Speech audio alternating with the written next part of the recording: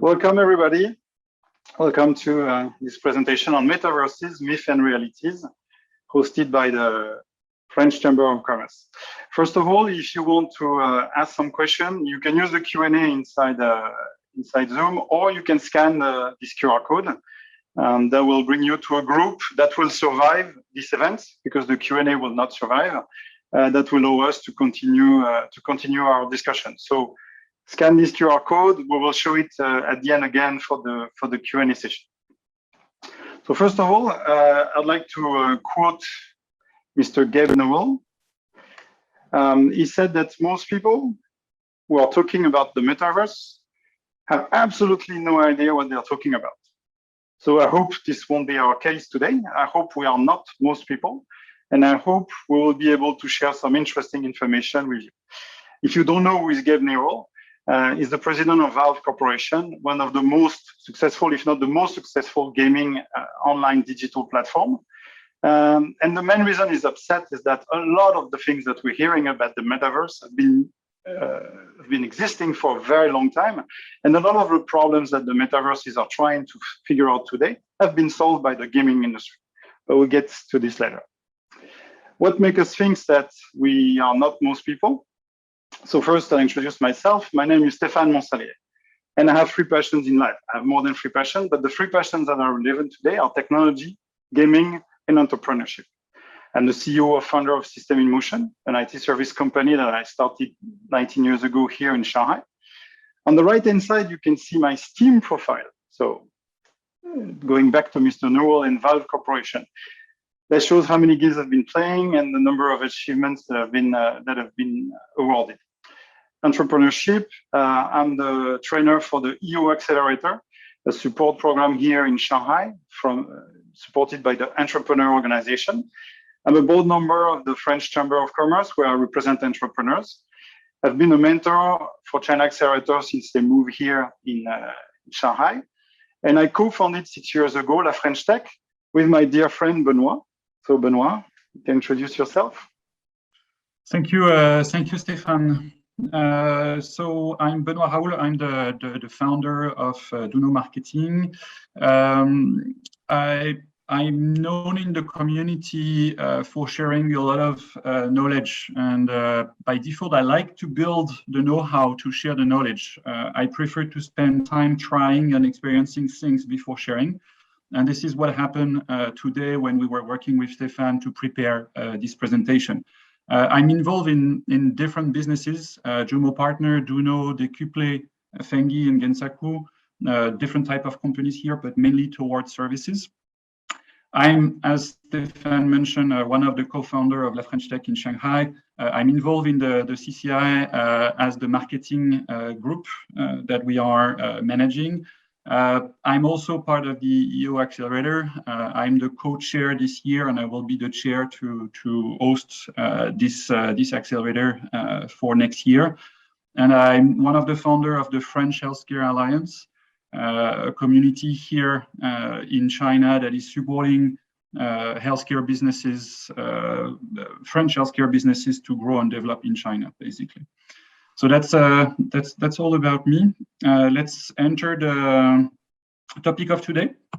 But first, since I would say Facebook has changed their name to Meta, we have a lot of noise around the metaverses that we can hear everywhere.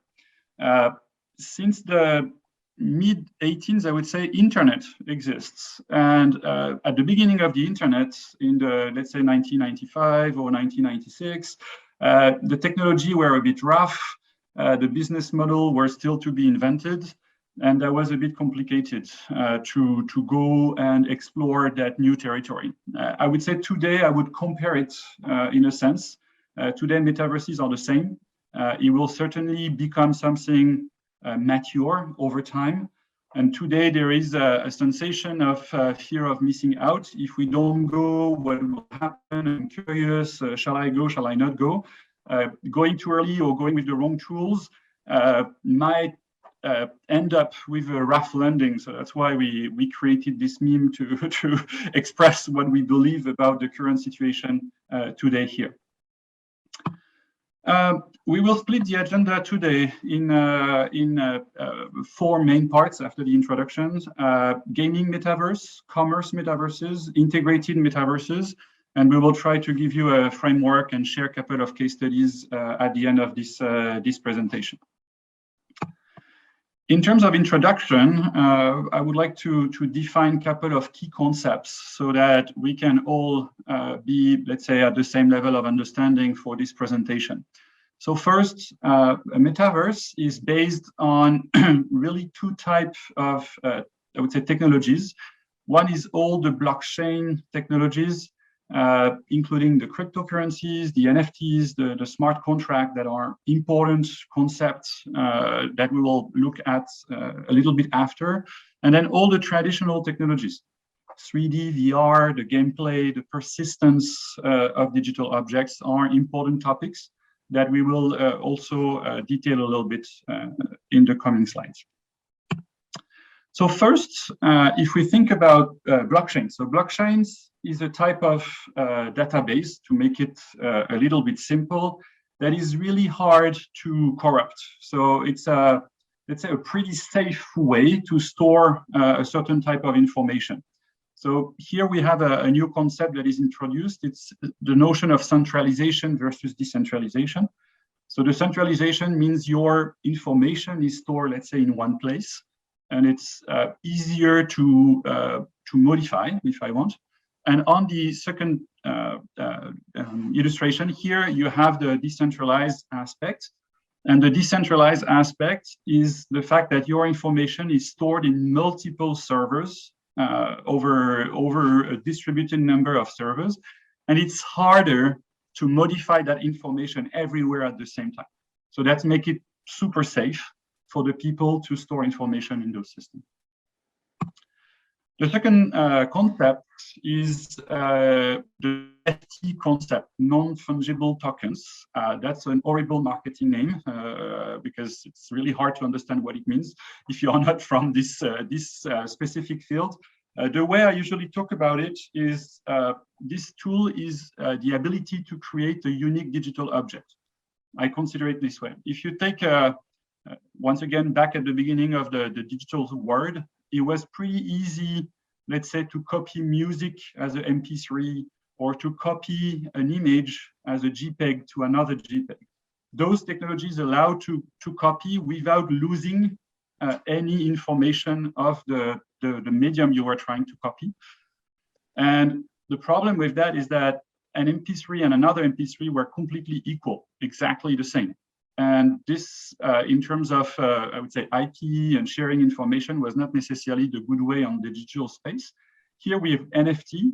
Every single digital object is different. You can look and hear the same song or look at the same picture, but they are different in terms of ownership. So it's a way to define the digital ownership of something. And because it allows you to have this digital ownership, it also can be a reflection of the ownership of a physical aspect. For example, the ledger for owning a house or owning a land could be stored also through NFT concept. And you could have your information stored there. What is also important to understand, it's not because you have NFT of, let's say, La Joconde, that you own the IP of La Joconde. I'm sorry, you will not be a famous painter if you own an NFT of that painting. And it's really important to understand today, there are a lot of scams, a lot of issues around those NFTs. There have been a lot of bad advertising about it because it's not a proof of ownership.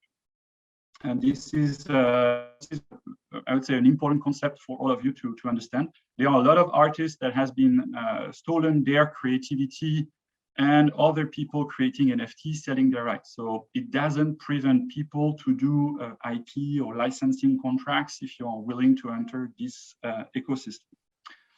Then the next concept is the cryptocurrency. So some of you may have heard this word before. To get a simple definition for tonight, the idea it's the money for the metaverse. When you were going to travel in the US or when you come to China, you are changing currency. You use your euro and you have to let's say change it for US dollar or for Chinese yuan. When you go to the metaverse, you have to change your money to the cryptocurrency to be able to experience or buy some services and product online. So a simple definition for today will be this one. There are more technical definitions, but I don't think they will bring value tonight, and I let you enter in that space by yourself. Now, the topic for today are is the metaverse. And the initial definition was in a novel called Snow Crash by Neil Stephenson back in 1992. And his original concept is the one that is taken also in the movie Ready Player One. Maybe some of you have watched that movie as well. The concept behind was that the unique metaverse, what is the fact that this metaverse was a single object, a single space where we can go. As of today, it's basically a lot of spaces, a lot of metaverses that are not interconnected one to each other. So today we are experiencing different type of virtual environments. And some people would say that this Zoom meeting today is actually a metaverse. We are all connecting to a space where we can share and connect together. So we are experiencing a metaverse today. So welcome, you are a user already. On the other end, you have, let's say, 3D spaces, 3D worlds that can be gaming ones or working ones or simulation spaces. All of those, like Minecraft or Twitter feeds, could be considered as metaverses. So today we will address the word metaverses with an S, because as of now, they are not joint space. We have to consider them separately. As part of this introduction, it's also interesting to understand who is behind those metaverses. So first, there is a need for technology. And I put on this slide two types of technologies that are really important for the future of the metaverses. The first ones are the 3D engines. So as of today, it exists, let's say, three main 3D engines that allow us to create the 3D worlds in which we could travel. So there is Unreal Engine, Unity, and there are voxel engines that exist as well. So those are the three main technologies behind. And you need 3D graphic hardwares. I put here NVIDIA, Intel, and I also put the ARM processor because there are more and more processors developed for this kind of, using this kind of licensed technology that is also important to consider. Then it's also an investment space. And it's also interesting to see who are some of the actors that are investing largely in those spaces. One of the big actor investing massively is Microsoft. And you may have seen some of the recent acquisition of also large gaming platforms. And that's really interesting to see that they are going in that direction and they have a way to make some investment in that space. Another big player is Binance. Binance is coming from the cryptocurrency space. They have their own blockchain. They make also big investments to different type of ecosystem, I would say. Animoca, one of the number 3 here in the presentation, is one of the space in which Binance is investing quite a lot, is the new space dedicated to the new gaming experiences. And I put on the right side of the slides the Animoca ecosystem, all the investment that they have made in the different spaces. So blockchain gaming, esport, play to earn, metaverses, art, marketplace, DeFi, infrastructures, and crypto wallets, and other type of things. So those people, Galaxy Interactive and Sandbox, are making investments in a variety of spaces. But it's also interesting to understand that it's a bit concentrated at the end. So we are talking about decentralization, ownership by people. But at the end of the day, when you look at who are the investors behind, I feel it starts to be centralized again and owned by the same people. Now we will enter into what we decided to work on with Stéphane. So going with experience. We worked both on different topics. On my side, I work more on the model, trying to work with potential clients, doing initial, let's say, case studies. And Stefan worked at experiencing on his side by entering some metaverses. So he will detail that part on his side, and I will come with the models. So first, for the gaming, I look at different models for the gaming metaverses. The two main models that came out are the play to earn and the NFT card games. So we have one case on our side that we are working on NFT cards games for now.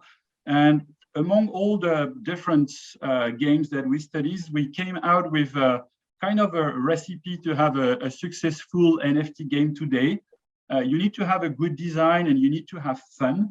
But the new thing that is coming out and that it's possible thanks to NFT is the proof of experience.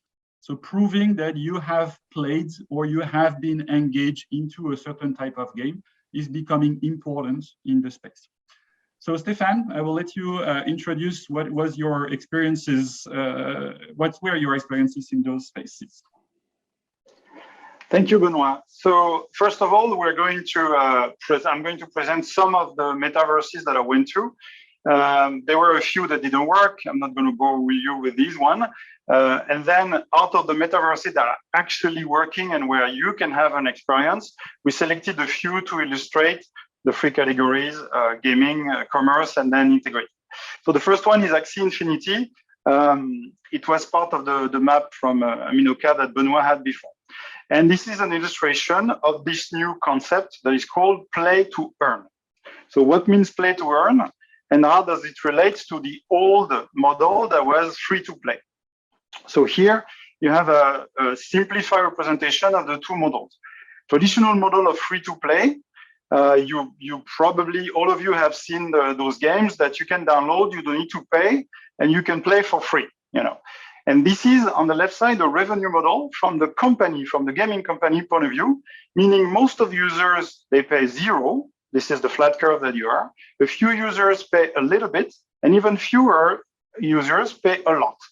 So the gaming company is actually financing their next game by this very small fringe of users that are spending a lot to go faster, to reduce friction into a free-to-play game. Now, what is play to earn? As you can see, the curve has been flipped around, meaning everybody needs to play and the average user has to pay. So I had to pay to go into Axie Infinity, so I could report today.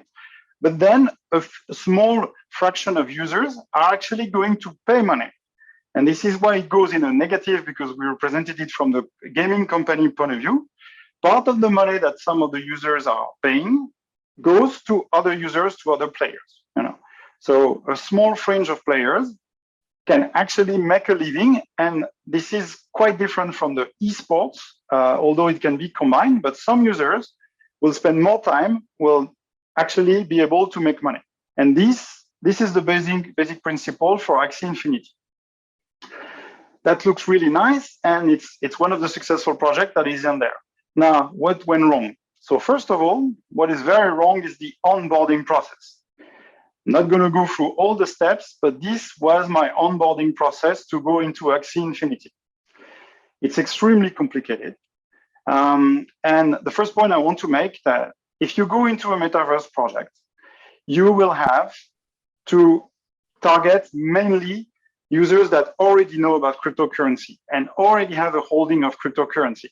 So if you're thinking about metaverse and in your industry, you already have a set of users, your metaverse experience will have to be targeted to the overlap between your existing user base and in this existing user base, who are the cryptocurrency users? Because there is no way you can get a neophyte through that very complicated journey. On top of being complicated, that was costly. So in order to get to that game that resembles a free-to-play, so from the design point of view, from the game point of view, it looks exactly like a free-to-play game, and they borrow a lot from the free-to-play. But I had to invest 84 euro. Invest because that is what allowed me to talk about it today. So I had to pay 84 euro to buy 3 NFTs, those 3 characters that you see at the top. But on top of paying, but within these 84 euros, 35% went out and disappear in various fees through exchange, moving the money from A to B, changing into their own cryptocurrency, the fees from the marketplace to buy the NFTs. So it is extremely expensive. And as we saw before, the model is that some of the players will be able to make money. But whatever money they make, they're going to be taxed 35% in the way in and 35% on the way out. So if you actually want to make money out of it, you already have 70% that are gone, poof, in smoke, which means that the leverage must be really high and you must be making a lot of money into this game. Yeah. So for every one of the metaverses, we've designed a scorecard to give kind of a rating on different dimensions. So first, graphic. As Benoit explained, the graphic is important, and having a game or a metaverse gaming, commerce or integrated, you must have a good experience. So I gave it an 8. On onboarding, I gave it a 1. So it's only for crypto holder and people that really want to go into the game. Fun for creators. So in this game, all the assets, all the NFTs are created by the gaming company. So there is no space for the user to create something new, something innovative. We'll see that it's not the case for all metaverses. Fun for player, I gave it a 7. It's a good free-to-play gameplay. Again, the gameplay is free-to-play, but the model, the business model is play-to-earn. Viability, I gave it a 3 for 2 reasons. Number one, it's a Ponzi scheme. So why is it a Ponzi scheme? So I can decide to spend a lot of time on Axie Infinity and I can make money out of it. But the only reason I'm making money is because a new user must buy 3 new NFT to get inside. This is a definition of a Ponzi scheme. No value is being created inside the game. All the value is coming from the fact that there is a constant flux of new users that are coming in that are forced to pay their entry fee. Again, this is how you create a Ponzi scheme. The second reason their viability is in question is because a couple of years ago, somebody, they still don't know whom, came into their blockchain and stole $600 million worth of cryptocurrency. That was a big heist. As Benoit explained, the cryptocurrency of the metaverse is like a cryptocurrency of a country. So a metaverse has to be managed like a country with its own currency. And Axie Infinity, because they have their own currency and their own blockchain, they have to manage it and they have to be the central bank of their own country. There's a very complex mechanism to provide liquidity, but it also means that you can go and rob the central bank, and this is what happened to them a couple of weeks ago. On the social side, it was always easy for me to find other players. They claim 2.8 million monthly users. It's probably true. And finally, their coin cap, 3 billion euro. This is the code of their coin, the Axis shard. So we need to be careful, and I'll get to that in the conclusion. That doesn't mean that there were 3 billion euro invested in the game. There was actually probably 10 for 100 for that was invested originally. But this is the valuation of that company. So if it was listed, that would be the market cap of this company. But today, all the coins that have been issued are worth 3 billion euro. Yeah, doesn't mean the company owned them. Quite the opposite. It's spread out and distributed, and it doesn't mean it was invested in a game. So this is the scorecard for the first metaverse, Axie Infinity. So now, Benoit, what is the next category? Yes, thanks, Stéphane. We will talk about the commerce metaverse. Many of you are interested by doing trading and selling things to people. Of course, we are all running different businesses. So it's pretty interesting to understand how we're going to do that in the metaverse.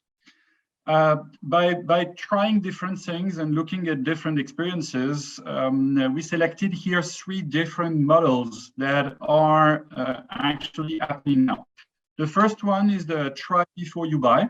And I use IKEA as an example here because their augmented reality system allow to visualize their furniture inside your own home before you buy it.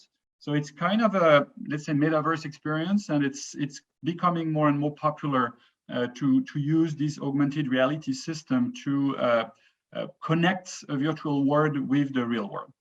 The second one, I call it real life digital experience. Walmart shopping experience, you may have seen that video online. It's basically, they have rebuilt in 3D a grocery store. And you, as the character, like in a video game, you have your cart and you go around the grocery store and shelf some of the product you want to put in your cart. So they have recreated into a 3D space a similar experience that what we are doing today when we go to a shopping mall or a grocery store. And the last one, I call them NFT shops. It's basically here. It's really H&M as an example. It's a new way of doing things. When you have, let's say, an avatar, you might need to dress your avatar to go around in the space. Here, H&M, for example, has created a store where they can display some NFTs, and then you could be potentially able to buy those NFTs. What was really striking me among all of those experiences is that you cannot actually buy anything.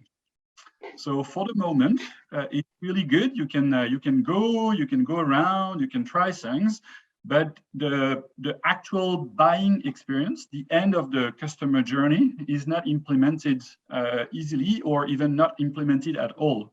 For example, for H&M case, in the one I visited, it's not implemented yet.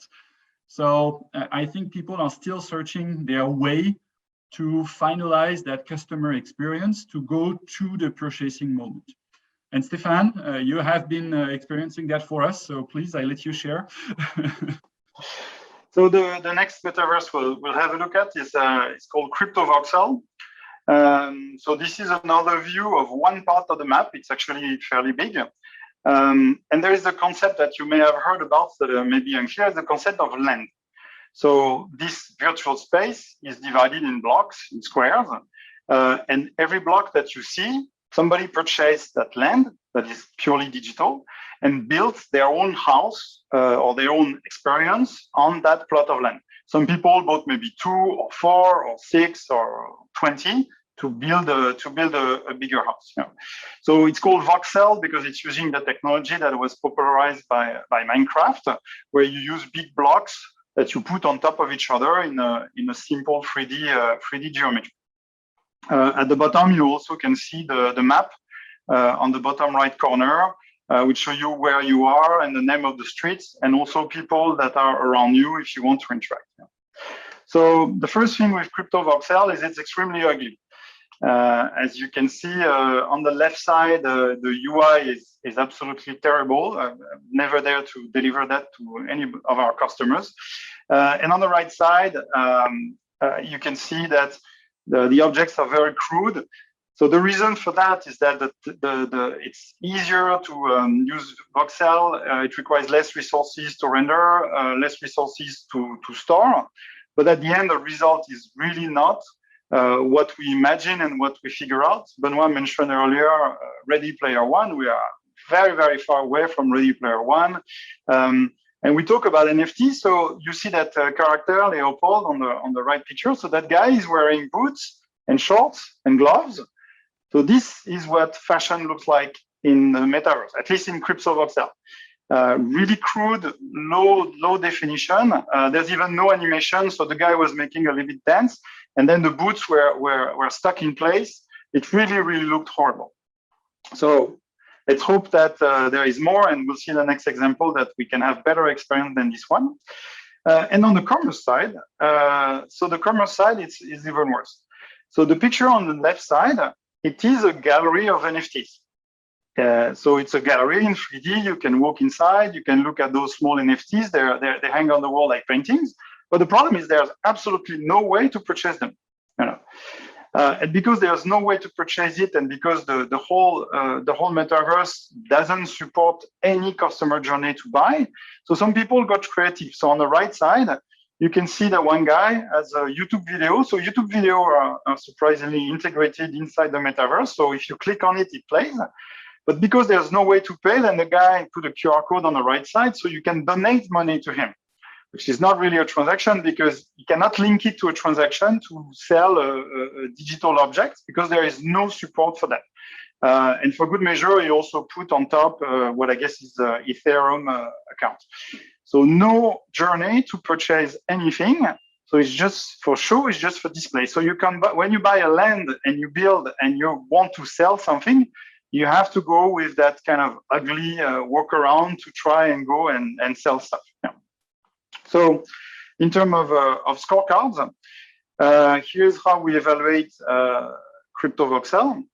So first, in terms of in graphical terms, I give it a 2. It was low resolution. It was also pretty slow. In terms of onboarding, so this one is better. You only need a MetaMask. But again, if you don't have cryptocurrency, I don't think you know what is MetaMask, and I don't think again your customers or the users, if they are not crypto savvy, they won't know how to get inside. For the creators, so this is good for Minecraft users. They are used to voxels. They are used to build stuff, so the experience can be pretty good. For the buyers, the world is really large, and you can go and experience it. Although it's an ugly one, but for opportunity for the sellers are pretty low. I only gave it a 1 because there is no integration of a purchase journey. Viability, I gave it a 7. It seems to be here for a while. They do need to fix that thing. Social, there were people around, but unfortunately, I couldn't really interact with them. There was a chat, but that's really limited in terms of interaction. And CoinCap, so they don't use their own coin. They use Ethereum. So doesn't really tell us how big crypto voxel is and how big it has the potential to go. I see that there are a few questions that are popping up. We'll keep them for the end of the presentation. So Benoit, after commerce, what do we have? Yes, yeah. So the last one, we will talk about integrated metaverses. So something that is, let's say, closer to the concept of Ready Player One, something that is more integrated. The vision here is more to use a metaverse as an operating system. What it means that companies will buy the service from, let's say, Decentraland. So the example that we are taking here today for that will be Decentraland. On buying services from Decentraland to be allowed to display their service or products. So it can be a game experience, it can be a trading experience, it can be a working experience, meeting rooms or virtual meeting rooms or anything, but it starts from the metaverse. So our vision is the fact that people would go in the metaverse as they are going today into the internet. So basically now today, when you need to buy something, you go online and you go on your preferred e-commerce platform. If you need to go to listen to people to share about metaverses, you use Zoom. If you want to go and watch a movie, you can connect and watch a movie somewhere. The idea in the future is that you will connect with your avatar, go in the metaverse, and walk in there toward the accepted service or teleport. Some metaverses allow you to teleport yourself from one place to another. What is coming with this is because it's an operating system, it doesn't bring content. The content is coming from other companies. And we are going back to what I call the content war, in the sense that we need good content creator. So what is good with, I would say, all the blockchain technologies that is underlying is that creators have a nice way to share their creation into those metaverses and get paid.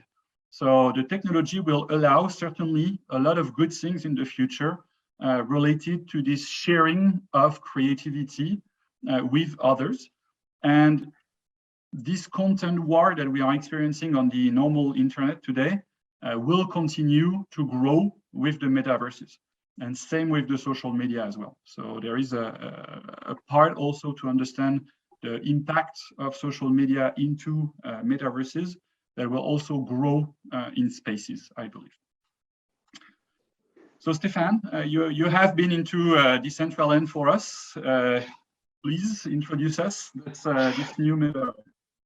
So indeed, I went to Decentraland, and maybe to summarize as an introduction, it's actually the combination of both. You will see there are gaming components and there are commerce components into it. So what you can see in those pictures. So first, that's me. That's my avatar.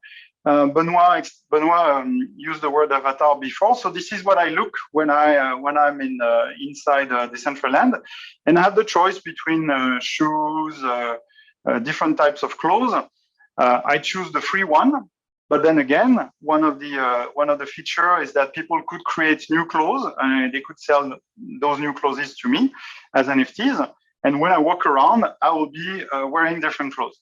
And I believe, but this is just my belief, is that this is really interesting when we can design clothes in the digital world that would not exist in the real world. You know, if it's just to wear the same outfit that I'm wearing now, to find the same brand and to have cotton and the same type of fabric, that's not that fun.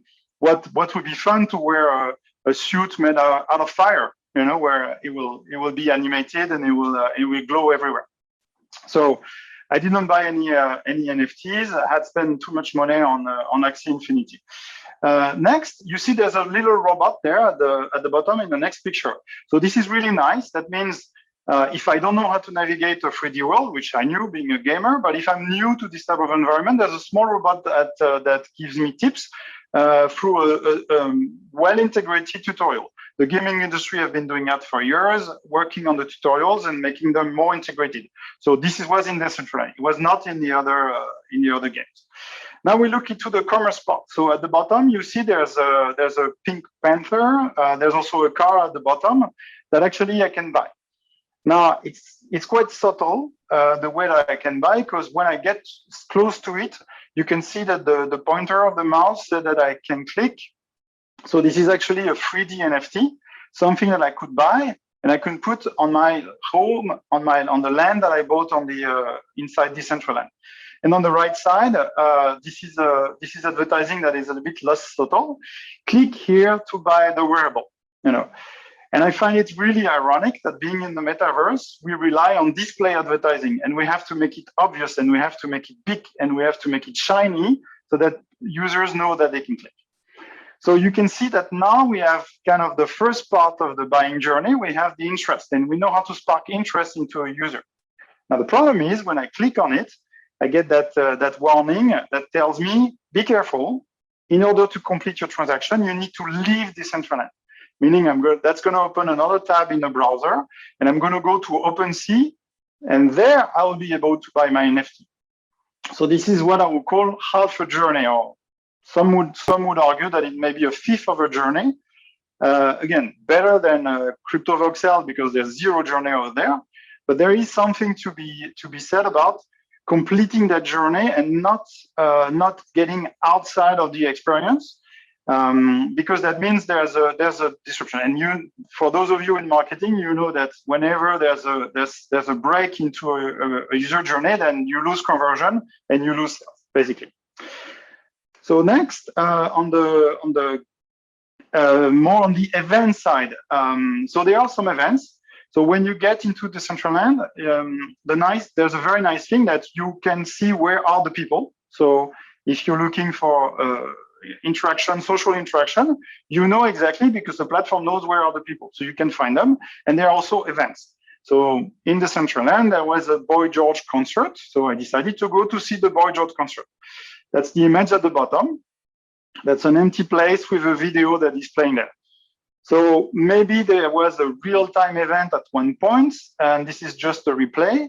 Maybe there was a big party at the time, but I came in after the party, so this is what I had to see, and this is what I experienced. Now the two images on the right side. So these are two games. One game is a play to earn. So it's called a meteorite something. So you have meteorites, those big meteorites that are coming down. I stand in front of my meteorite. I have a pickaxe, and then I can break it. And inside I find gems. And if I collect enough gems, I get a better pickaxe, so I can collect more gems. and probably 200 hours of playing later, I may get a free NFT from that game. I didn't play for 200 hours. It was pretty boring. I don't know anybody who would do that, but it's more, I take it more as a demo case of the type of interaction that people can invent and that game players can create inside the game. The one at the bottom is more an agility where you can ride a dragon. Again, same thing as for the clothes. I do believe that it would be interesting to have experience that you cannot have in real life. And the more out of earthly and out of the ordinary the experiences, I think the better it will be. No. But the problem is, as you can see in those pictures, I was alone. It's like you want to visit a very fancy place or a place that is supposed to be attractive, but I ended up being alone there. And I finally got it. So I look, where were the people? I landed there and I discovered that everybody was at the casino. So then there you can play poker, and of course you bet with digital currency, and you can earn digital currency from the other players. And every time I connected to the central end, I could always find people in the casinos. But I didn't find a lot of people playing the games. I didn't find a lot of people going to parties. There were a few fashion shows, but there were not anybody also, because probably it was just a replay at the time zone I was there. So I think this is an interesting it's an interesting information to understand the type of audience that you have inside the metaverse and you have in Decentraland. I already said you have people who own currency, and they will be more attracted by casino and making money or gambling than they will be attracted by fashion or by gaming. This is what I've experienced looking into that. So now, Benoit, we've seen all those examples. Is there anything that can go wrong with metaverses? Sorry, I forgot my scorecard. Sorry, I was too quick. So graphics, 6, so quite good, fluid. I was playing on a browser, and now I know they have a client, so I think the experience is going to be even better. Onboarding was good. The friendly robot and the tutorial made it really easy. Fun for creators. I think it's good for people who know how to design. So 3D designer can really design things that are way more complex than what we saw in CryptoVoxel. Fun for players, so there are simple gameplay and large world. Again, there's also gambling. Opportunity for sellers, so there's half a buyer journey. They could be interested and they can convert into OpenSea. So currently the persistence is expensive because it's based on Ethereum, but I think they have a project to move to Polygon. If they successfully do that migration, that means persistence will be less expensive, there will be less fees and less friction. So CoinCap, again, there's no indication because they don't have their own coin and they are based on Ethereum. So I get back to my original question, Benoit. What can go wrong? Yes, something can go wrong. So not necessarily into the metaverse itself when it exists, but there are a lot of noise and trials around the metaverses now. And I took one example among many others. For example, NeoNexus was a new type of metaverse, futuristic, cyberpunk kind of city. You have one illustration of what it could have looked like. The project raised 25,000 Solana NFTs. So that's basically worth, depending of the value, $2 to $4 million US. So it was a good company raising money to start, going to create a word. Can be, I would say, a good concept, a good idea overall. The problem is the company closed even without launching anything. So some people may have purchased some lands, some people may have started to build their experience inside this metaverse, and then nothing happened because not enough funds to go to the next step. And there are a lot of projects like that trying to happen these days, where they are fighting for money. So people that will actually buy the lands to be able to develop their own services into the metaverse. And I would say this can be scary for companies who are willing to invest, in the sense of trying to discover where to invest shall I invest in that metaverse or that one? Shall I put it on that crypto or that other blockchains? Why? What is beyond this? So this is why, as a conclusion, we try to guide you a little bit into those steps. Stéphane? Yes. So first part of the conclusion, it's about our analysis of the current state of the metaverses. So the technologies don't seem mature. So when we look at those metaverses, again, very far from Ready Player One. Of course, it's a work of fiction and it's Hollywood, but still, as a gamer, this is really interesting because I had some very good experience in games and even in multiplayer games. So it's not that the technology doesn't exist. It's not that the technology is not mature. And this is why Mr. Gabe Newell was so pissed off, because the technology is there. But it's not applied to the metaverses, and the metaverses don't live up to what the gaming industry have been doing for years. So why is that? First, the business models are not clear. We try to analyze it, and then Benoit will give you a bit more details of what type of business models are starting to work. And even though we saw the huge investment that are done in the metaverse, those investments are actually spread out on smaller projects.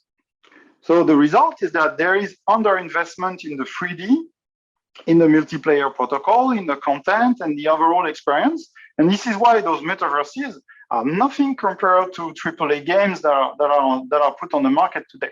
But because, again, Benoit just gave an example of a 2 to 4 million investment, that's not a AAA game in the gaming industry. Now we're talking more 50, 100 million investment or even more for a decent game that has all the components that we're looking for in the metaverse. And the metaverse is supposed to have even more of those components and even have more types of interaction and innovative type of interaction. The second problem with the metaverses is actually at the core of it, it's the cryptocurrency and the tokens that they are manipulating. One, it creates complex onboarding. We saw from Axie Infinity that it was a nightmare. But even for the other one, where you just need a MetaMask for general population and general adoption and for wide adoption, this is not the best way to do it today. And then the high transaction fee. I explained that the many transactions I had to do to get into Axie Infinity ended up into 35%. So again, for general adoption, for ease of onboarding, this will stop a lot of the public to go inside the metaverses as they are today, which again reduce your target. If you do it today, as we are speaking in 2020, end of April, this will limit you to people who already know about cryptocurrency, who feel comfortable with buying cryptocurrency, who are not afraid by the fees and are willing to take a risk and already have all the setup in order to do that. Now we design a 4-step process to help a company look at metaverses and decide how they should go about it. First one, very important, we both agreed on this one, look for an emerging business model in your industry. I would not recommend a traditional company to go into a metaverse and think that they are going to invent a new business model that doesn't exist. The example we gave to you, we really concentrated on the people who created those metaverses. So this is their business model. Their business model is to create a metaverse and make it successful. If you're not in this industry and you have a traditional business, how this business is going to translate into a metaverse? If you are in unknown territory and you have to build it by yourself, it's going to be a very long and painful process. So what is the emerging business model in your industry? If there is none, wait until things start to happen. Keep an eye on it, see what's happening, but wait for something to emerge. Second, you need to choose your metaverse and your cryptocurrency. We saw 2 examples. The first one being a game, we saw 2 examples of metaverses. There are probably 10, 15. We have a lot that are coming every week, every month. Which one is best for your project? Today, there is a dream that you can go from one metaverse to the other and you keep your assets. Today, this is not a reality. This is a myth. We're going back to the title, myth and reality. There's zero interoperability between the metaverses. So if you choose today one metaverse, one cryptocurrency, you're stuck to it for at least few months, maybe a few years. and maybe forever. Maybe you can never escape that metaverse. So you better make the right choice. And you don't want to invest in the metaverse that Benoit talked about earlier, where after a couple of months, nothing happening. Let's say you have your emerging business model, you choose your metaverse and your cryptocurrency. You have some important choices to make in terms of technology, finance, and legal. Being a company, purchasing cryptocurrency, receiving cryptocurrency, the legality, and how you put that in your balance sheet, these are not easy questions. And you better answer those questions before you go and jump into the water. And finally, once you've got those three steps done, now you can start a pilot project. You have to decide what is your target, confirm that there are crypto enthusiasts into your target audience. How big do you want it? How fast do you want to go? Does the metaverse that you choose support all your features? Do you need to wait for the next installation? These are the big questions that are left before you can launch it. So Benoit, can you give us examples of applying this four-step strategy with some of your customers? Sorry, certainly. Yes. So first, we are working on some projects these days. So I took two examples here. One around fashion. So in terms of fashion, the first idea is what is the business model that is appearing? And there is this business model that is called wearable NFTs. So wearable NFTs, we call them this way because they are a way to dress your avatar in the metaverse. So Stefan showed us in Decentraland his avatar, and he said he choose free clothes. There are ways to purchase wearable NFTs. And this is a business model that is working because people, and especially Gen Z and millennials, are showing a big interest also in video games to dress their avatar the way they want to represent themselves, project themselves into the space. So this is clearly having a pool of users and consumers. And what is coming with it, it's called phygital drops. So it means people like to buy a real tangible piece of clothes and a digital one at the same time. So people will purchase the tokens that allow them to receive by post, like e-commerce. They will pre-purchase some real tangible clothes and a digital. For this project, we selected Decentraland, and Decentraland start to use Polygon behind. So Polygon has really few gas fee. Stefan talked a little bit about it. It's a bit technical. I don't want to enter into much detail here. But Decentraland start to be recognized in the fashion space. They hosted some fashion shows now. Fashion Week happened in Decentraland a couple of weeks back. So it started to be a platform with also a 3D resolution that allows, I would say, virtual clothes creator to express themselves. Because if you go in a voxel kind of metaverse, then the sensation of brands is really different. So we were trying to find a space that has a good, I would say, 3D engines. And there are new metaverses that are coming. We looked at a bit more than 100 different metaverses to enter and shoot this one. There is recently a new one that was released also in China, Kula, that we also considered, and we might also enter into this one for the Chinese market specifically. Then on the fabric rendering, so there are other technical choices. Fabric rendering is a big topic there because we need to have something that is pretty good if you want to have a physical one that is also represented in a digital space. You need to be close to the rendering, especially let's say with luxury brands that are pretty cautious about this. Then the pre-order model was the best model in terms of financing. So how do we create this? How do we collect and convert crypto monies? This is a really important topic to discuss with finance and legal in your organization. If you will be paid in crypto money, because when you sell NFTs, you are generally paid using different type of crypto monies. What are you doing with it? How do you transform it to fiat money, actual US dollar, yuan, or euros to pay your people, to buy stock, to make things happen? How are you doing this? And this is not an easy topic. we worked with different people to solve this aspect. Then the pilot project we are talking about is to drop 888 phygital suits. So basically a real tailored suits plus a wearable NFT suits that will be dropped into the Decentraland metaverse for the people who will have acquired those tokens. That's one example. The second one is a sports league. So it's another type of industry. Here we went in a model that is proven to grow. Some of you may have heard about Sorare in France. It's one of the French unicorn. They are specialized in the football space, and they do collectible cards as well. So we kind of get to that model of NFT cards.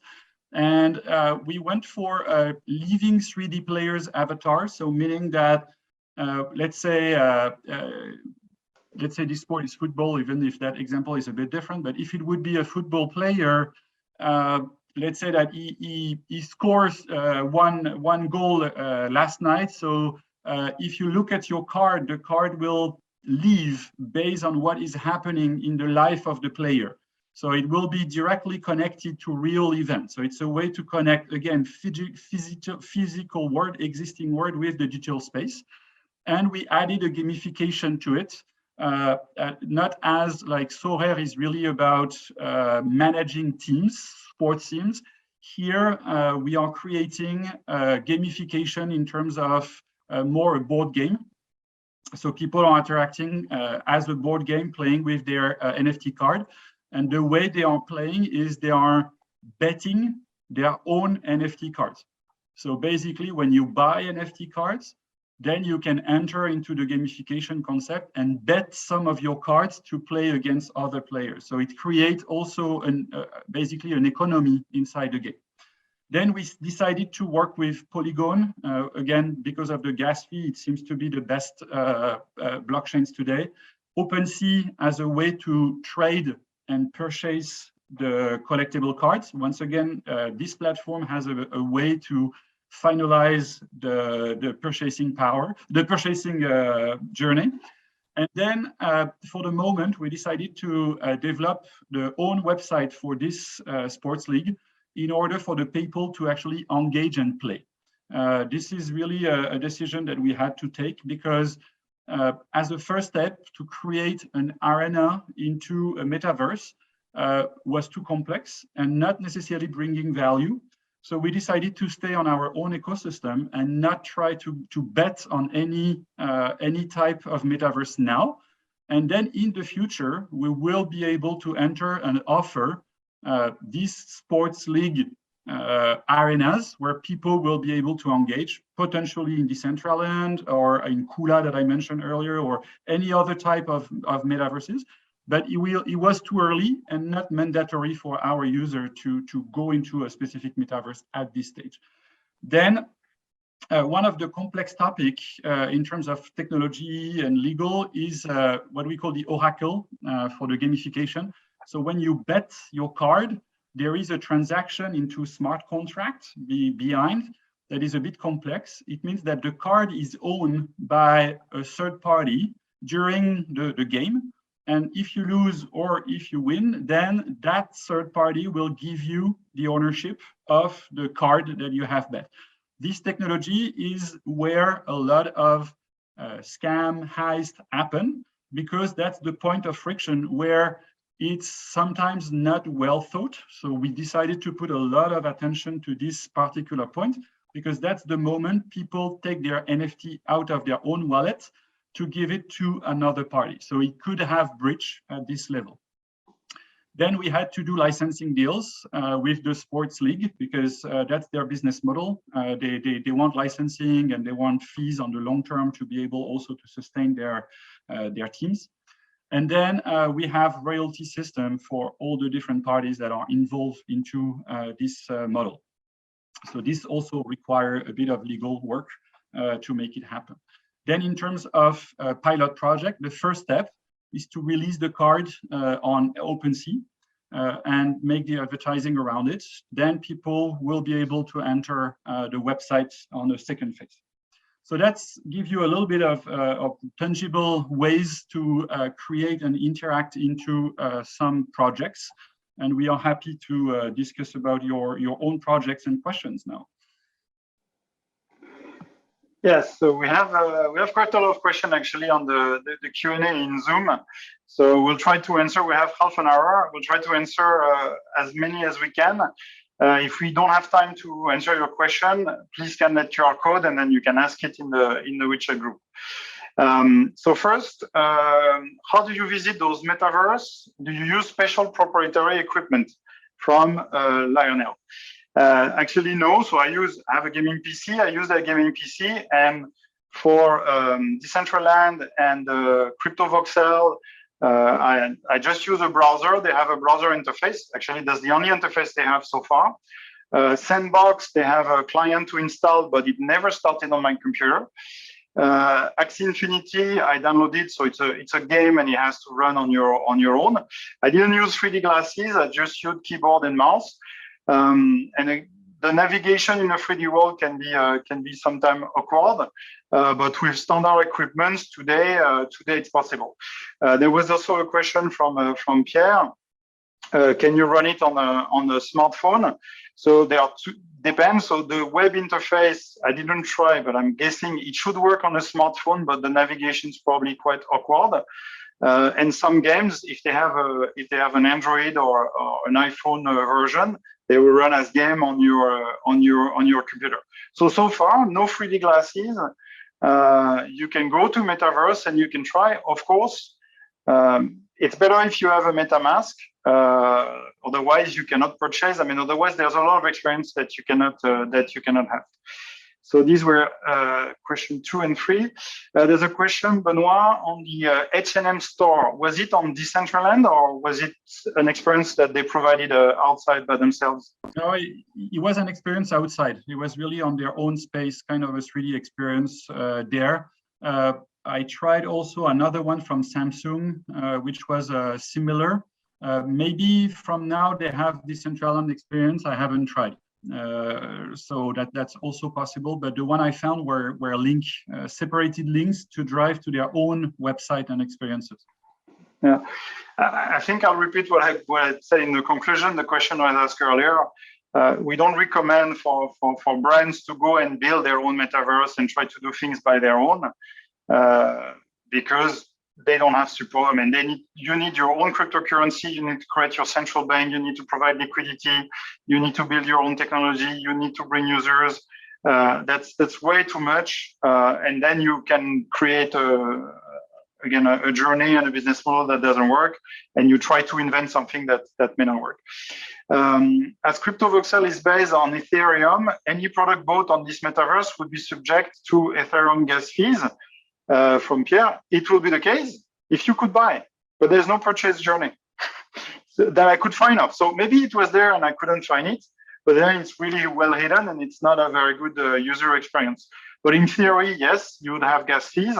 And for Decentraland, so you have gas fees, but on top of that, you probably have a cut from OpenSea because you have to go out of Decentraland into OpenSea, and then you have to deal with that marketplace. And like Axie Infinity, you may get 5, 10, 20, 35%, depending on how many layers of contracts, how many layers of intermediary you have in your transaction.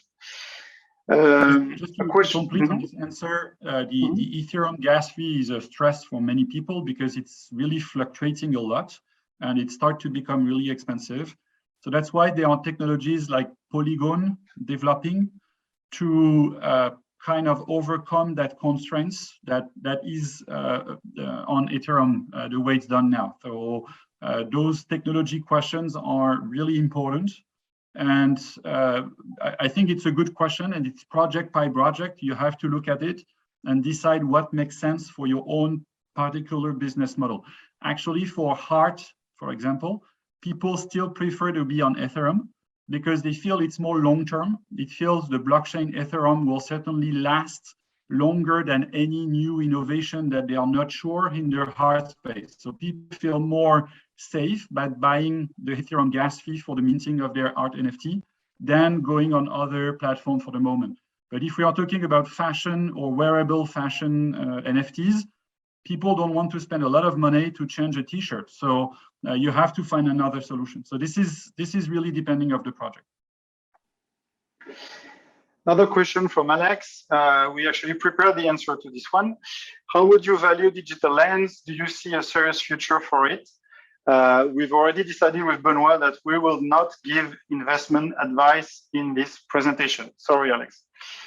Next, there was a very interesting one. Is everything anonymous on the metaverse? I will answer that question first. I would say yes and no. So you have the anonymity of the blockchain, meaning transactions are anonymous, but they are recorded and everything is transparent. And you are facing an account number. So everything that happened to this account is transparent. But who is the real holder of this account? We don't know. And if they want to tell you who they are, they may be lying or maybe not lying. But the second part of the question is most interesting, and I will let Benoit answer this one. If yes, how can we ensure that we are facing official brands when we buy something? So yeah, that's the question of IP I started to talk at the beginning of the presentation. There are currently a lot of scams because for the moment it's pretty hard to know if you're buying, for example, Gucci released some NFTs a couple of months ago now. Are you buying real Gucci NFT or are you buying fake ones? Because basically the 3D model can be copied, but the NFT the new NFT can be minted with that content and it will still look like the original one. So like, let's say a Gucci bag or a Louis Vuitton bag, you have fake ones and you have real ones. So how to understand if it's a real one or a fake one? People have not put too many, I would say, effort as of now to secure their IP, but luxury brands knows pretty well how to handle this. And each of those NFT is having a number, basically, on the blockchain when it's minted. So there is an easy way to offer a service to clients to check if it's actually a real one or a fake one. So I think it will be coming soon. I haven't seen it yet, but I'm guessing because the technology is pretty simple to develop, I'm guessing it will become pretty standard to take the number of the NFT and to benchmark it against a branded application that will give you the fact that if it's a real one or a fake one. So, and there's a related question from Ling Siming. What exactly are people buying and looking for behind the transaction on the NFT if it doesn't provide the IP? From my point of view, I think there's a lot of hype in the market. And I think a lot of platforms are trying to make you believe that the NFT is a proof of ownership, but it doesn't protect the IP. And I think a lot of people don't think twice. They're just maybe a bit greedy, and there's a promise that whatever NFT you buy today will be worth 10 times that amount. Again, I will never tell you that. First, because we don't give investment advice, and second, because maybe it has been true for some of them, not for all of them, and it's not sustainable in the long term because going back to Axie Infinity, that would mean that the whole thing would be a Ponzi scheme where everybody's supposed to win, but you're only winning because there are new players on the market. Another question. Yeah, go ahead. This one a little bit because I think what is coming more and more. Originally, many NFT people were just releasing let's say a JPEG and minting it on the blockchain and saying, wow, it's a new piece of art. So this is finished. This was an era, I would say 18 months ago where there was a lot of things going on and people trying.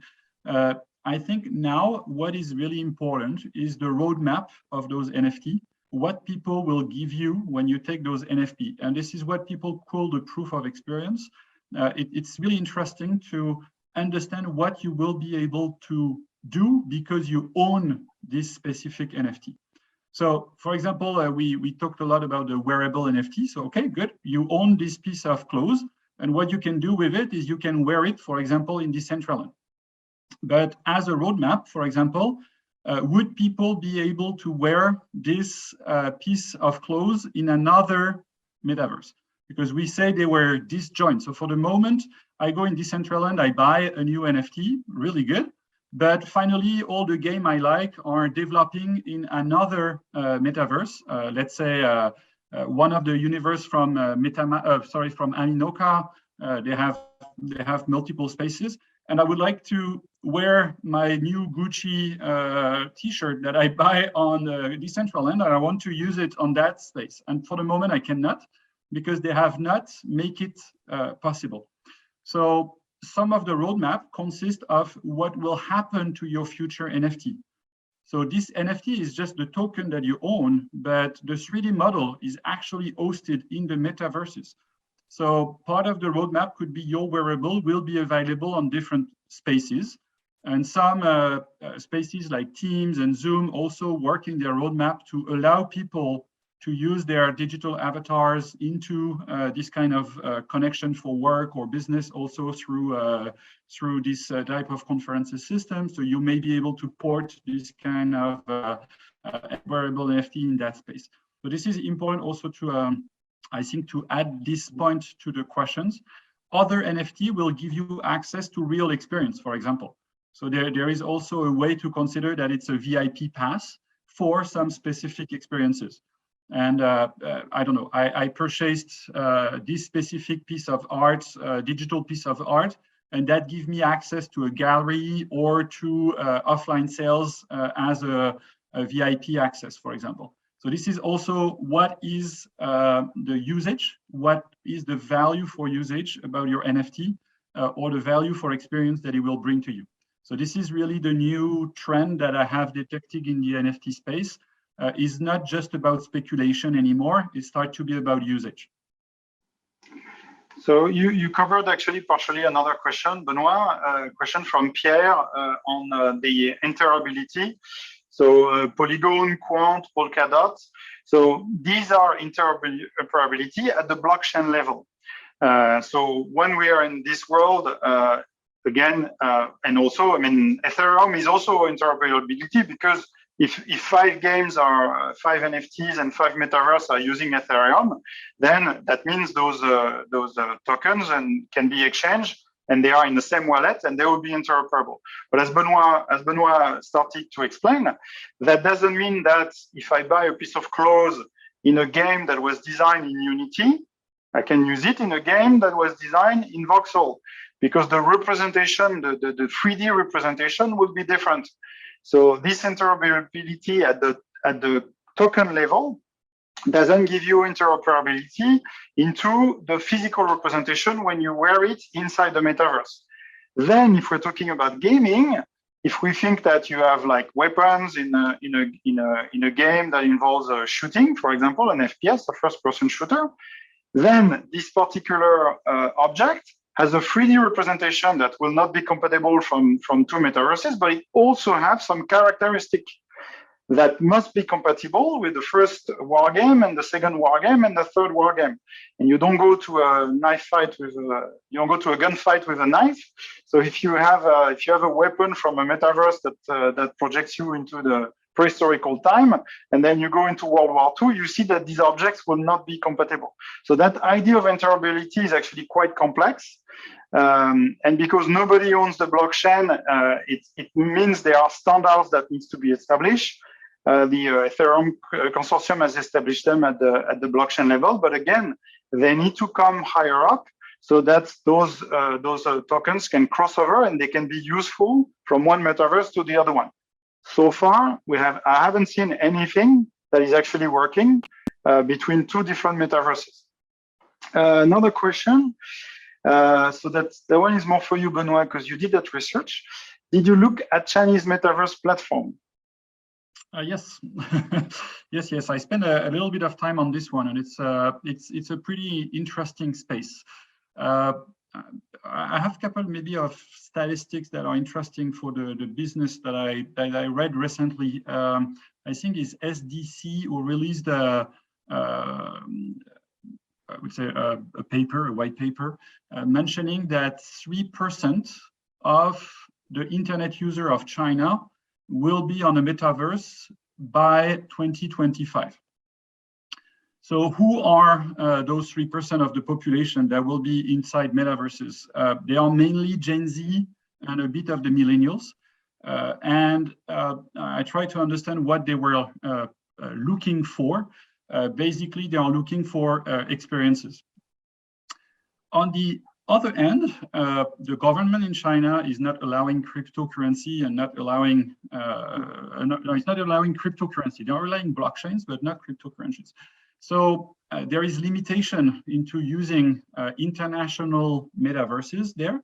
And it's really interesting to make the parallel between what is internet in China today and what is internet outside of China today. I do believe that there will be metaverses in China with a certain type of experience, and it will be different from metaverses outside of China that we have mainly studied today.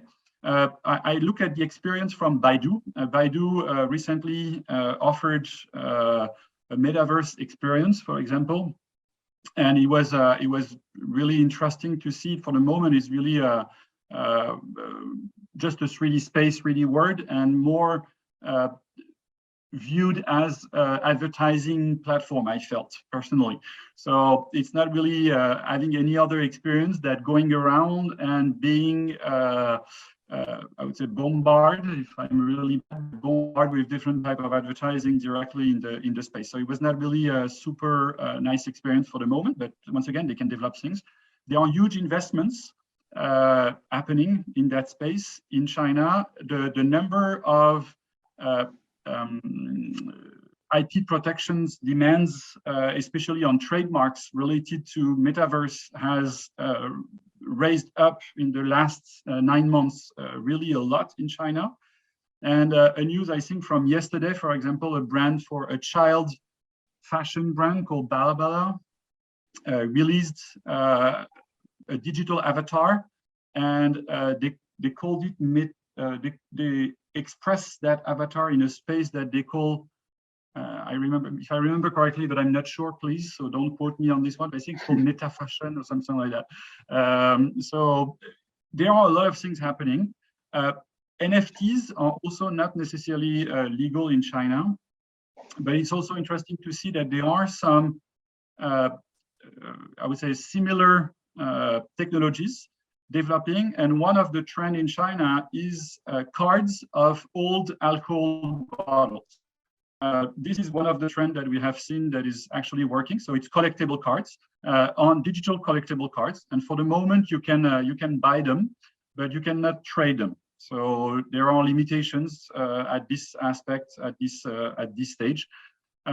We also believe that, and I say we because Stefan, also you have a strong point of view on this, I think, on the yuan that might really open and facilitate the adoption of the metaverse in China. Maybe Stefan, I'll let you complete on that because that's really your concept. Yeah. So one thing that could be interesting in China, if when the yuan becomes popular and is adopted, and that's a big if, the yuan allows for smart contract, then China will have solved the equation of cryptocurrency and tokens, because the yuan will be instantly integrated into Alipay, Tencent Pay. So then you have access to almost 100% of the population, almost. And then the fees are going to be probably similar to what we're seeing right now for digital payment. So if the yuan comes in, the onboarding is going to be extremely easy. It's going to boil down to having a Alipay account or a Tenpay account. The fees will be minimal, so we don't have all these problems that we are seeing with the outside of China metaverses with cryptocurrency and tokens and onboarding and fees and etc. So again, the key question for the metaverse in China will be the support for smart contract within yuan, how open is it going to be? And can companies really create their smart contract and deploy them on the blockchains that are going to power the yuan? If the answer is yes, then definitely 100% agree with Benoit. The models will be completely different, and the metaverses can be very big very quickly, and they can cover the population at a speed that the other metaverses don't have to. By the way, something we didn't mention, but I think, Benoit, you try to go into Meta x Facebook Metaverse. How was the experience? No, there is no access for the moment. Clearly, it's not there yet. There is a nice video, but that's the only thing we can access for now. Yeah. So it doesn't exist. Maybe they want to put it right, and maybe they want a Ready Player One, and they starting to realize, or they already knew that it will take more time, but it's not there yet. Another question from Pierre. Could we expect for AAA Metaverse come from a centralized existing company, which already have the budget to develop, then a decentralized one? I'll give my answer first. Yes. Yes, and Meta could be one, and maybe this is what they're working on. The gaming industry could go into it. Everybody thinks that the move from Microsoft to buy Blizzard, so Blizzard is the company who developed World of Warcraft. That means they have a huge user base. They know a lot about multiplayer games because they are the oldest one in the market, and they've been hosting thousands of players at the same time in the 3D world. They have a lot of content. They have a rich universe. So you bring all of that and you turn it into a metaverse. That is going to be successful, and that is going to be what we all think and what Ready Player One was looking into it. So yes, they can be there. Why they are not here yet? This is a time for early adopters. This is a time for cowboys to try and figure it out. But I think they will come out of the wood, and they are probably looking around and seeing what is working and what is not working. What do you think, Benoit? No, I have the same vision. I strongly believe in metaverses as the new type of operating system. So similar to your Windows or your Linux or iOS on your phone or Android on your phone for some of you, I believe a metaverse will be a service of that type. So I tend to think, if we look at the big players, and you mentioned about it, Stéphane, like Microsoft, they have a big chance to successfully create a space that would have, I would say, massive adoption. And I would say it's a war, because in a sense it's kind of a platform. You need the operating system, but on the other hand, you need all the application inside this metaverse. Otherwise, you will have few users to connect and come and play. So I would say players like Facebook or like Microsoft know how that works from different angle. One, because of the social media they have developed and all the applications that are connected to their space. Microsoft, because they have been developing massively online offers for work, for example. So with Office 365, they have taken some knowledge, and they have acquired video game knowledge recently that have those massive massive 3D understanding. So they could go for it. On the other end, the decentralized projects like Decentraland are also really interesting because they are, I think, largely decentralized for real. When you, for example, create a wearable NFT, you pay a fee for the hosting, the decentralized hosting of your 3D model. And I feel it's interesting. It's really create a real economy around it, and it's not owned by anyone. So it's another concept. So I would say, like we have different type of operating system, I would say a Linux and a Windows, for example. I believe there might be different type of metaverses in the future with the same kind of nature. So some that are more centralized and some that are more, let's say, distributed or free access, basically. So another question from Alex. So besides gaming and the commerce industry, is there a future for metaverses within the work environment and industries? So if I can rephrase that, what are the type of industry that the metaverse could be interested for, and what are the type of industry that the metaverse will have no interest. So let me give you a few words, and I'll let you answer also, Benoit. So in the metaverse, you don't get hurt, you don't get sick. So the healthcare industry doesn't seem really a good fit for the metaverse. Banks, we could say that okay, banks they have no place into the metaverse because it's a cryptocurrency and they are not allowed to trade. And actually, the metaverse itself is replacing a whole economy. But still, there may be opportunities. I think it was Goldman Sachs who opened a branch inside the metaverse. So there's really a lot of creativity and there's really a lot of experiments that are happening. So even though I said the tech is not ready or it doesn't seem to be mature, this is still true. And every company who goes into a metaverse must be extremely careful about what they're doing and where they are going. But we are at a phase where all these experiments are going to create new models. Some are going to work, some are going to fail. So what are your thoughts on this, Benoit? No, I believe it will come to work experiences quite a lot. I would say one of the illustrations that I'm thinking of now is, for example, Exar, one of the startup in our community in Shanghai.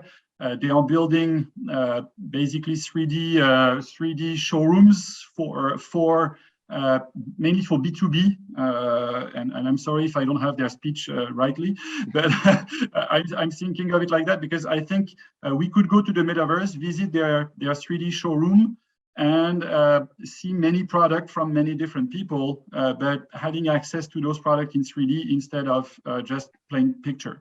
So this could be an advantage for B2B commerce, especially to sell large equipment.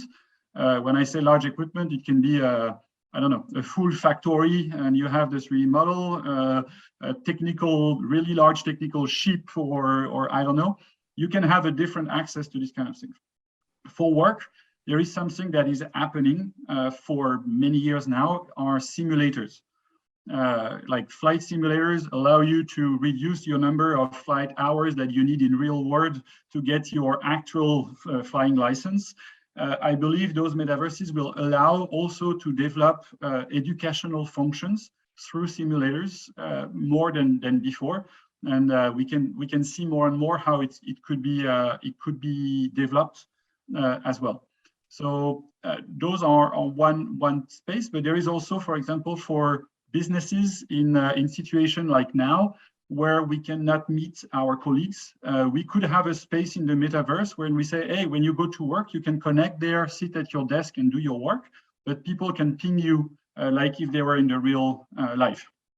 And this also could recreate working spaces for me, in a sense that we could think really differently how we go to work, how we engage with our colleagues. And this is also maybe a new type of working experiences as well. Okay, so we have time for one last question, which means that if you want to, I know we didn't answer all the questions that were in the Q&A. There were just too many. So if we didn't answer a question, please scan the QR code, copy your question over there on WeChat, and we'll take a little bit more time to answer maybe one-on-one and give you more specific answers to your questions. So let me pick up one last question in the 2 minutes that we have. So I like the question. No, sorry. Yeah, no, go ahead. I have one, but if you had one, go ahead. Yeah. So as brands are making NFTs, do you think it's better to put the NFTs on a private chain or use public chains? Do you think both would be considered the authenticity is better if it's a private chain than or if it's in a decentralized public chain? So Benoit, you're advising your customer in that. Yes, you want me to answer this one? I would think it depends what you want to achieve. A private chain, maybe a database is enough, and you don't necessarily need a blockchain. We did other talk with Stefan about those blockchains, and maybe it's overselling what it's promising for some of the private ones. So sometimes a good database, and I think in many luxury businesses, for now, they have used for a long time certificates and database of certificate to prove authenticity. This is good. There is traceability by QR codes that allows to do a lot of things as well. This is good. Blockchains might facilitate in certain cases, but really have to look at the details of each project on this aspect. Regarding the public one, when we go on the major chain, so either inheritance from Ethereum or potentially the Bitcoin blockchain to also save something. So Bitcoin doesn't have smart contracts, so it's one of the limitations there. But on the Ethereum space, you could also archive some things as well. I would say, once again, it will depend on each of the different projects. For the project we are working on, we tend to use public large blockchains to create NFTs because of the facility we have. Somehow there is an infrastructure existing, and we are basing ourselves on that infrastructure, and we don't have to redevelop all the infrastructure. So I used the card game example for the sports league earlier. We're using OpenSea to make the trading of the NFT. So we can mint our NFT and then sell them into OpenSea. We don't have to create that infrastructure. So we are safe with this. We don't have to maintain that infrastructure neither for the project, which would be a huge cost to maintain this kind of infrastructure, developing all the different algorithms to move one NFT ownership from one person to another one. It's not that easy to develop this kind of technology. So we don't have to pay all that cost. And on the other end, we also beneficiate from the fact that Polygon is a developing chain, and there are a lot of NFT attached to this kind of chains, and we believe it will last long enough, I would say. So that's my vision on that. I don't know, Stéphane, if you have a different vision on this question. Similar vision, I mean, similar conclusion, but maybe for a slightly different reason. I mean, NFT for NFT, the value is kind of thin. You know, you own a serial number, and then somewhere else we know that serial number is a 3D model of an armor, of a horse, or whatever. You know, so what is important in NFT is the usage. How can you use it? You use it to go to a metaverse. Do you use it on your on your profile picture? Do you use it somewhere else? So this can only happen if there's an ecosystem around you. And I will go to public blockchain, but as we explained in the 4 steps, the second step is to choose your cryptocurrency and your metaverse if you want to go to the metaverse. So you have the usage, and then that will give you the cryptocurrency, and that will give you the blockchain that you need to apply on. But you must start with the experience. Benoit coined the term proof of experience. That is an extremely important part of the metaverse. So thank you very much for your attention. Thank you for all those questions. There were too many for us to go through. Please scan the QR code and ask your question again. Thank you for your attention, and hope to see you soon in the metaverse. Bye-bye. Thank you, everyone. Bye-bye.